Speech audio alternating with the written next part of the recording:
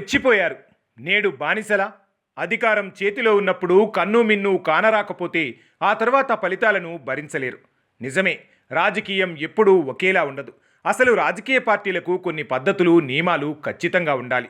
రాజకీయం హుందాగా చేయలేని పార్టీలు బహుశా తమ మనుగడను ఎక్కువ కాలం కొనసాగించలేవు. మన ఆంధ్ర పరిస్థితే చూసుకుంటే నీతి నియమాలను వదిలేసి రాజకీయం చేస్తున్న పార్టీల్లో ఫస్ట్ ప్లేస్ ఖచ్చితంగా వైకాపా పార్టీకి ఇవ్వాల్సిందే. ఎందుకంటే గతంలో వైసీపీ అధికారంలో ఉన్న లెక్కనే తీసుకుంటే వైఎస్ఆర్సీపీ హయాంలో మున్సిపల్ ఎన్నికలు అత్యంత ఘోరంగా జరిగాయి. అసలు వాటిని ఎన్నికలు అని పిలిచే కన్నా అధికార అహంకారంతో జరిగిన రిగ్గింగ్ అనడం చాలా బెటర్. చివరకు చంద్రబాబు అడ్డా అయిన కుప్పంని కూడా అడ్డదారిలో వెళ్ళి తమ ఖాతాలో వేసుకుని పెద్దిరెడ్డి సాక్షిగా సంబరాలు చేసుకుంది వైసీపీ పార్టీ.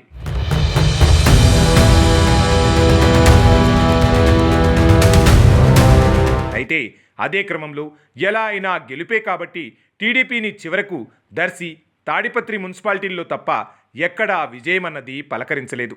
అంతెందుకు, సార్వత్రిక ఎన్నికల్లో అండగా నిలిచిన విశాఖ మేయర్ పీఠాన్ని కూడా వైకాపా తన అధికారాన్ని అడ్డుపెట్టుకుని సొంతం చేసుకుంది. ఇక చేతి వరకు వచ్చిన బెజవాడ మేయర్ పీఠాన్ని చేజేతులారా నాశనం చేసుకుంది తెలుగుదేశం పార్టీ. దానికి మూల కారణమైన వాళ్ళు నేడు తెలుగుదేశం పార్టీలో లేరనుకోండి, కానీ వాళ్ళ వల్ల నాడు పార్టీ ఆ స్థానాన్ని కోల్పోయింది అని చెప్పక తప్పదు. ఇదిలా ఉంటే తాము ఎలా గెలిచామో అన్న క్లారిటీ వైసీపీకి పక్కా ఉంది. కనుక ఓడిపోయినా ఆ మున్సిపల్ పీఠాలు తమ దగ్గరే ఉండేలా అవిశ్వాసం గడువుపై చట్టాన్ని మార్చేశారు. 4 ఏళ్లు పూర్తయిన తర్వాతనే అవిశ్వాసం పెట్టాలని రాజ్యాంగానికి విరుద్ధంగా రూల్ని తెచ్చారు.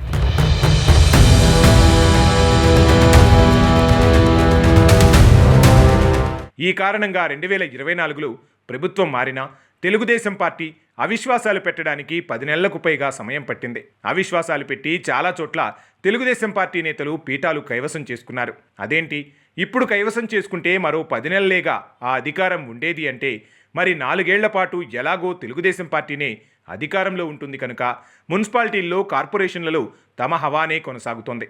నిజానికి లోకల్గా వైకాపా అధికారంలో ఉన్న స్టేట్లో ఉన్న ప్రభుత్వ పార్టీదే కదా పెత్తనం.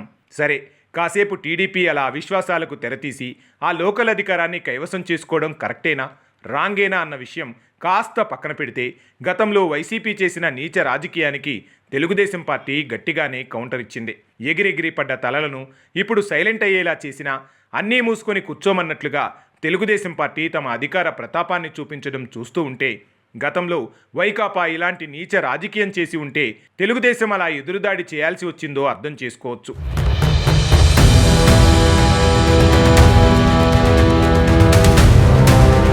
ఏది ఏమైనా వైకాపా చేసిన తప్పుడు రాజకీయానికి తెలుగుదేశం పార్టీ ఇచ్చిన కౌంటర్ని అభిమానించాల్సిందే.